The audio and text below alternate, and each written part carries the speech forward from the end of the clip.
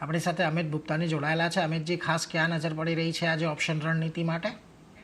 તો આપણે જોઈએ તો મને લાગે છે નિફ્ટીમાં એક લોંગની પોઝિશન ક્રિએટ કરવાની સલાહ રહેશે. જે હિસાબથી મેં જણાવ્યું કે નિફ્ટી જ્યાં સુધી 23,000 લેવલ બ્રેક ન થતો ત્યાં સુધી આપણને આ રેન્જમાં ચાલતા જોવા મળી શકે છે અને અપસાઇડમાં એક આપણને પાછું એક રિવર્સલ થતા જોવા મળી શકે છે.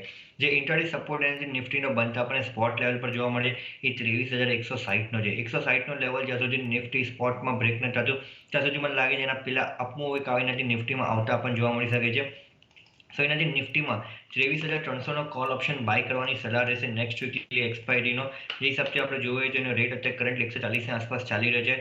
અપસાઇડમાં 200નો ટાર્ગેટ રહેશે, ડાઉન સાઇડમાં 110નો સ્ટોપ લોસ રહેશે. એટલે